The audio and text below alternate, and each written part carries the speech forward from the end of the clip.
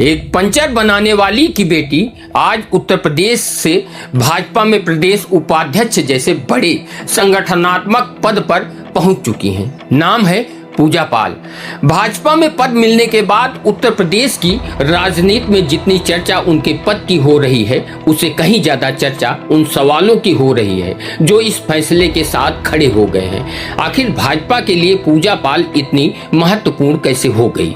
क्या भाजपा ने अपने ही संगठन के नियमों में कोई बदलाव किया? क्योंकि पूजा पाल ने भाजपा की सदस्यता कब ली, इसे लेकर सवाल उठ रहे हैं, जबकि उन्हें सीधे प्रदेश उपाध्यक्ष जैसी बड़ी जिम्मेदारी मिल गई है। यही नहीं, जब समाजवादी पार्टी के टिकट पर विधायक बनने वाली पूजा पाल ने राज्यसभा चुनाव में भाजपा के पक्ष में क्रॉस वोटिंग की और बाद में मुख्यमंत्री योगी आदित्यनाथ की खुलकर तारीफ की, तो समाजवादी पार्टी ने उन्हें निष्कासित कर दिया। इसके बाद राजनीतिक विरोधियों और सोशल मीडिया पर कई लोगों ने पूजा पाल को बागी कहा, कई लोगों ने गद्दार तक कह दिया, उनकी राजनीति पर तरह तरह की टिप्पणियां की। फिर जब योगी सरकार के संभावित मंत्रिमंडल में उनके नाम की चर्चा आई, लेकिन उन्हें मंत्री नहीं बनाया गया, तब राजनीतिक गलियारों में यह चर्चा भी होने लगी कि शायद पूजा पाल का राजनीतिक भविष्य अब खत्म हो जाएगा।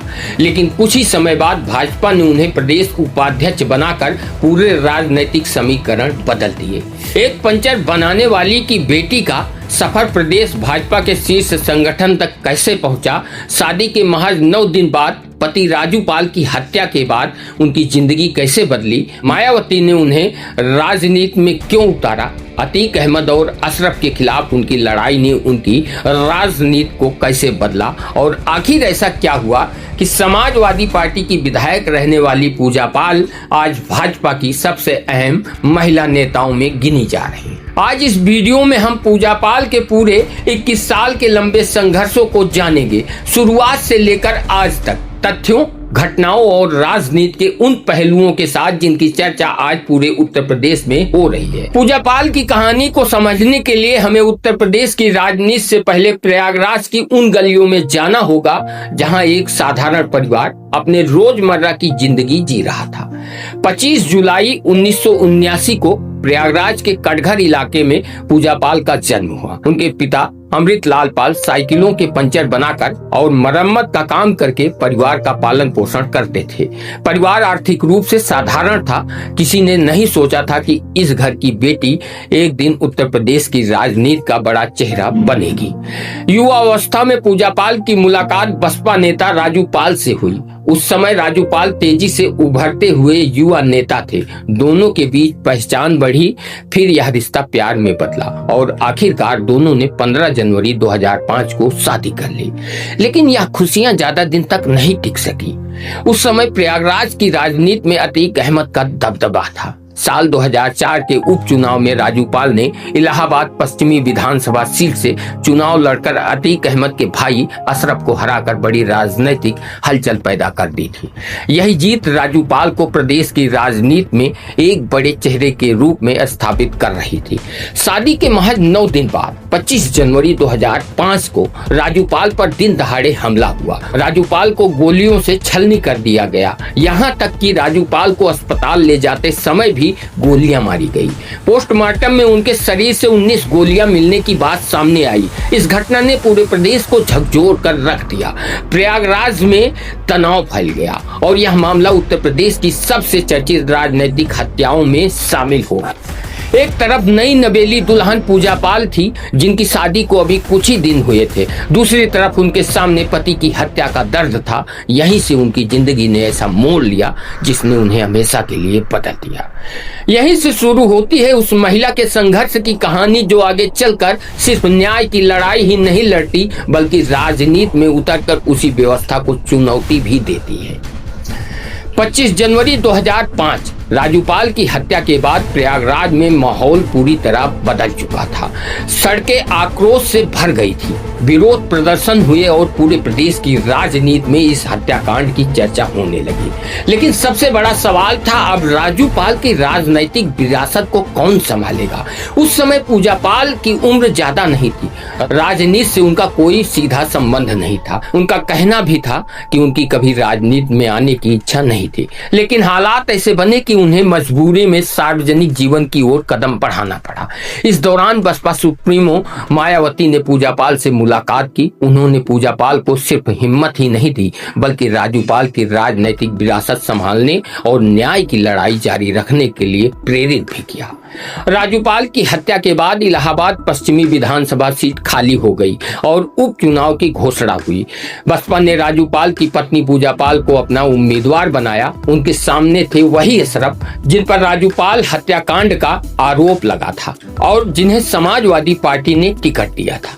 यह चुनाव सिर्फ वोटों की लड़ाई नहीं रह गई थी, इसे न्याय बनाम प्रभावशाली राजनीति की लड़ाई के रूप में भी देखा जाने लगा। हालांकि जून 2005 के उपचुनाव में पूजापाल चुनाव हार गई। पति की हत्या के कुछ ही महीनों बाद मिली इस हार ने उन्हें झटका जरूर दिया, लेकिन उन्होंने राजनीति और न्याय दोनों की लड़ाई छोड़ने से इनकार कर दिया।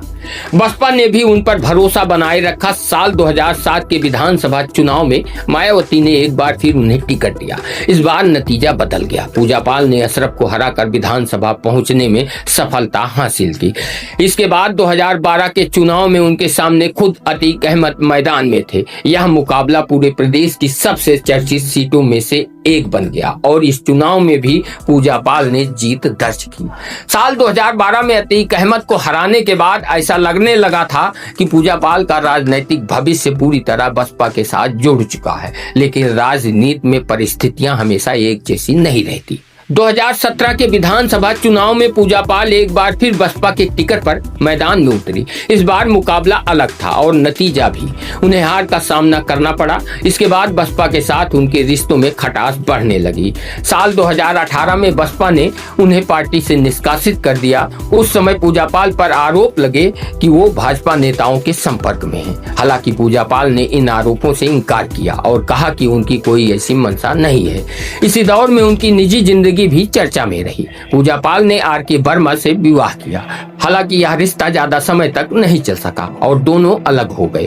राजनीति और निजी जीवन दोनों मोर्चों पर पूजापाल लगातार उतार चढ़ाव देख रही थी।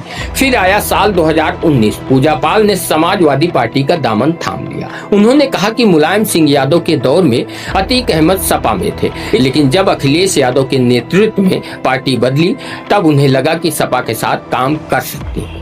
2022 के विधानसभा चुनाव में समाजवादी पार्टी ने उन्हें कौशाम्बी की चायल विधानसभा सीट से उम्मीदवार बनाया। यह फैसला सही साबित हुआ। पूजापाल चुनाव जीतकर तीसरी बार विधायक बनी और विधानसभा पहुंची। ऐसा लग रहा था कि अब उनका राजनीतिक भविष्य समाजवादी पार्टी के साथ आगे बढ़ेगा। लेकिन अगले 2 वर्षों में ऐसी घटनाएं हुई जिन्होंने न केवल पूजापाल की राजनीति बदल दी, बल्कि उत्तर प्रदेश की राजनीति में भी नए समीकरण बना दिए। 24 फरवरी 2023 प्रयागराज के धूमनगंज इलाके में दिन दहाड़े पूजापाल के ममेरे भाई और राजूपाल हत्याकांड के मुख्य गवाह उमेश पाल की गोली मारकर हत्या कर दी गई। इस हमले में उनके दोनों सरकारी गनर भी मारे गए। घटना का सीसीटीवी वीडियो पूरे देश में वायरल हुआ। उत्तर प्रदेश की राजनीति में भूचाल आ गया। उमेश पाल हत्याकांड में अतीक गैंग का नाम सामने आया। इसके बाद योगी सरकार ने इस मामले में तेजी से कार्रवाई शुरू की। एक के बाद एक आरोपियों पर शिकंजा कसता गया। कई आरोपियों का एनकाउंटर हुआ। अतीक अहमद के बेटे असद अहमद समेत कई लोगों की मौत हुई और पूरे प्रदेश में माफिया के खिलाफ सरकार की कार्रवाई चर्चा का विषय बन गई। फिर आया 15 अप्रैल 2023। पुलिस और मीडिया की मौजूदगी के बीच अतीक अहमद और उसके भाई अशरफ को गोली मारकर हत्या कर दी गई। इस घटना ने पूरे देश का ध्यान अपनी ओर खींच लिया। इन घटनाओं के बाद पूजापाल का राजनीतिक रुख भी खुलकर सामने आने लगा। पूजापाल ने कई मौकों पर मुख्यमंत्री योगी आदित्यनाथ की माफिया के खिलाफ जीरो टॉलरेंस नीति की सराहना की। विधानसभा में भी उन्होंने कहा कि योगी सरकार की कार्रवाई से उन्हें न्याय मिलने की उम्मीद जगी। इसके बाद फरवरी 2024 के राज्यसभा चुनाव में पूजा पाल ने समाजवादी पार्टी के उम्मीदवार के बजाय भाजपा समर्थित उम्मीदवार के पक्ष में क्रॉस वोटिंग की। पूजा पाल के इस फैसले से समाजवादी पार्टी के भीतर नाराजगी बढ़ गई। राजनीतिक विरोधियों और सोशल मीडिया पर उन्हें लेकर तीखी प्रतिक्रियाएं सामने आई। कुछ लोगों ने उन्हें बागी कहा तो कुछ लोगों ने उन पर पार्टी के साथ विश्वासघात करने के आरोप लगाए। वहीं पूजा पाल का कहना था कि उनका फैसला उनके व्यक्तिगत अनुभव और न्याय की भावना से जुड़ा था। बाद में उन्होंने कई सार्वजनिक मंचों से मुख्यमंत्री योगी आदित्यनाथ की तारीफ की। 14 अगस्त 2025 को विधानसभा में भी उन्होंने योगी सरकार की माफिया विरोधी नीति की सराहना की। उसी दिन समाजवादी पार्टी ने उन्हें पार्टी से निष्कासित कर दिया। यहीं से पूजा पाल और समाजवादी पार्टी का रिश्ता पूरी तरह खत्म हो गया। लेकिन किसी ने नहीं सोचा था कि कुछ ही महीनों बाद भाजपा उन्हें अपने प्रदेश संगठन में इतनी बड़ी जिम्मेदारी सौंप देगी। समाजवादी पार्टी से निष्कासित होने के बाद बहुत से लोगों को लगा कि पूजा पाल का राजनीतिक सफर अब धीरे धीरे खत्म हो जाएगा। योगी सरकार के संभावित मंत्रिमंडल विस्तार में उनका नाम जरूर चर्चा में रहा, लेकिन मंत्री नहीं बनाया गया। इसके बाद राजनीतिक गलियारों में तरह तरह की चर्चाएं होने लगी। शायद अब उनकी भूमिका सीमित रह जाएगी। लेकिन कुछ ही महीनों बाद उत्तर प्रदेश भाजपा ने सभी कयासों को पलट दिया। पार्टी ने पूजा पाल को सीधे प्रदेश उपाध्यक्ष जैसी बड़ी जिम्मेदारी सौंप दी। यहीं से सबसे बड़ा सवाल खड़ा हुआ, आखिर भाजपा के लिए पूजा पाल इतनी महत्वपूर्ण कैसे हो गई? क्या इसके पीछे 2027 के विधानसभा चुनाव की बड़ी रणनीति छिपी है? पूजा पाल की चर्चा इसलिए भी है क्योंकि भाजपा के संगठन में पदाधिकारी बनने को लेकर सदस्यता और सक्रिय कार्यकर्ता से जुड़े नियमों की बात सामने आई है कि पूजा पाल की भाजपा में सदस्यता कब हुई और क्या पूरी प्रक्रिया पूरी होने के बाद ही उन्हें यह जिम्मेदारी मिली है। वहीं भाजपा का कहना है कि पूजा पाल पार्टी की सदस्य हैं, इसलिए उन्हें यह जिम्मेदारी दी गई है। हालांकि उनकी सदस्यता का सार्वजनिक घटनाक्रम चर्चा का विषय बना रहा। राजनीतिक विश्लेषकों की नजर में इस फैसले के कई मायने हैं। पहला, पूजा पाल उस महिला का चेहरा है जिसने पति राजू पाल की हत्या के बाद हार नहीं मानी, बल्कि न्याय की लड़ाई लड़ते हुए 3 बार विधायक बनने तक का सफर तय किया। उनके जीवन में कई व्यक्तिगत और राजनीतिक उतार चढ़ाव आए। निजी जीवन में भी उन्होंने कठिन दौर देखे, लेकिन सार्वजनिक जीवन से पीछे नहीं हटी। यही संघर्ष उन्हें उत्तर प्रदेश की चर्चित महिला नेताओं में अलग पहचान देता है।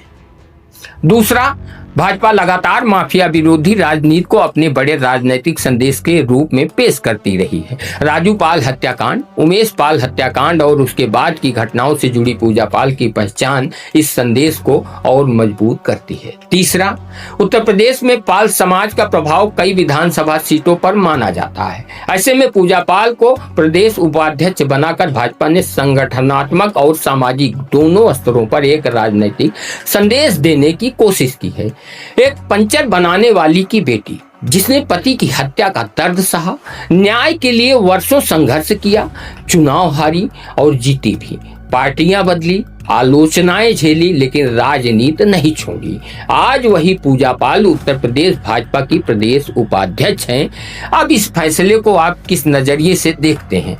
क्या यह एक संघर्षशील महिला को मिला सम्मान है या फिर 2027 के चुनाव से पहले भाजपा की सोची समझी राजनीतिक रणनीति है? अपनी राय कमेंट में जरूर बताएं।